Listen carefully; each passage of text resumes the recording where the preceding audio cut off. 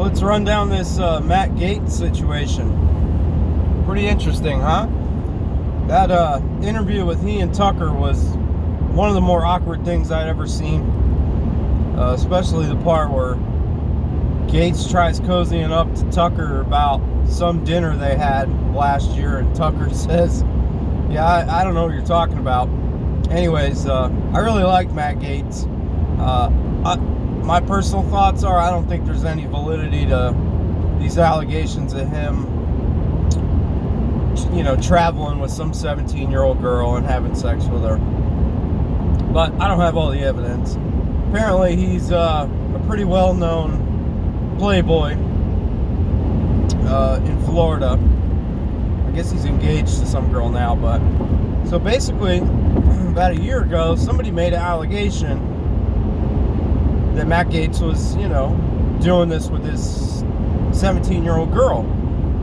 So the FBI and DOJ gets involved and they do an investigation. Well, somebody that works at the DOJ, who's no longer there, tries to extort Matt Gaetz. Now, Matt Gaetz' dad, his family, one of the richest families in Florida. His dad was the president of the Florida State Senate for a long time.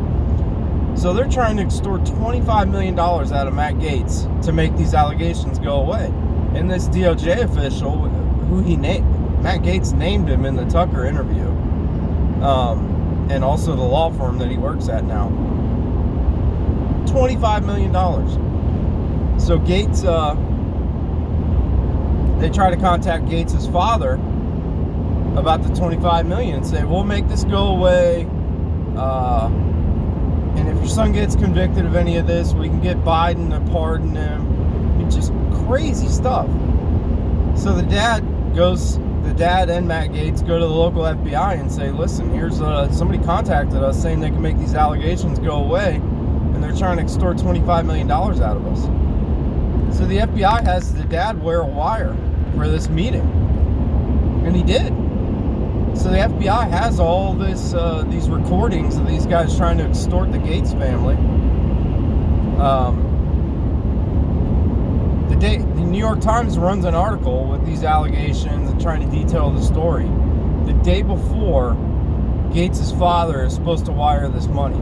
So basically, somebody at the New York Times is helping out this official or former official from the FBI.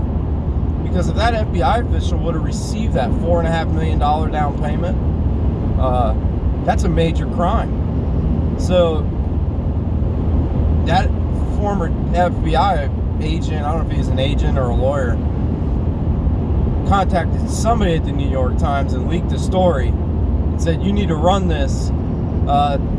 They use the media as a dog whistle to their other corrupt cronies.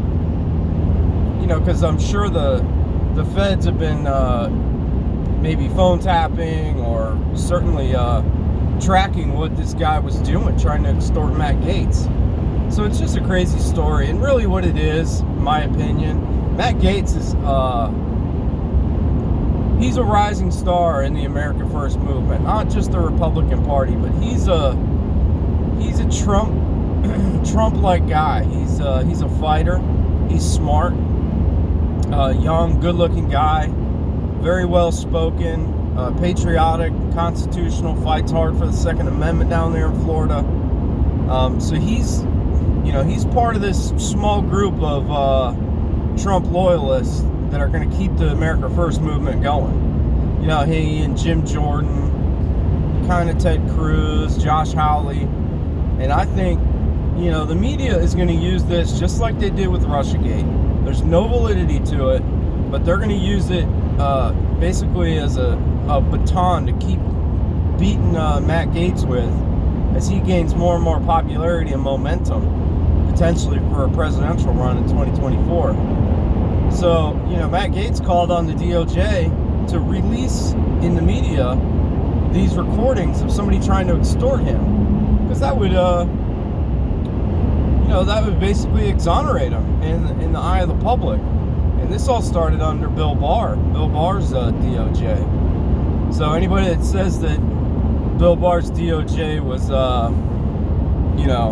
just being political and not being fair with the way they were investigating crimes is full of shit. So, I hate to see something like this happen to Matt Gaetz. I really like him.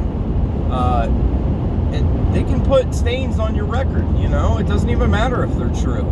The more they just say stuff and the media keeps harping on it and talking about it, it sticks to you, whether it's true or not. And this is a perfect example of the way they use pedophilia as their new weapon. It used to be, if you could catch a politician in some sort of honeypot cheating on his wife, or, being with a man, if it was a male politician being with a man, if you labeled a politician gay, that was a death knell. Well, now it's socially acceptable, so they use pedophilia as their weapon, and this is a perfect example. So, Matt Gaetz, he's a fighter. He needs to get out in front of this, and I'm glad he did. I'm glad Tucker did the interview. That's exactly how Gaetz should have handled it. Don't hide the shadows. It's just amazing to see the way the media gloms onto this, obviously, because he's a Republican. When we have all this information on Swalwell with the Chinese spy, that's not even a conspiracy theory. That's true. It's all true. And the Hunter Biden story, that was like against the rules to talk about. And it's on video. You can see Hunter Biden doing drugs with what looks like underage girls. So I think Matt Gaetz will make it out of this.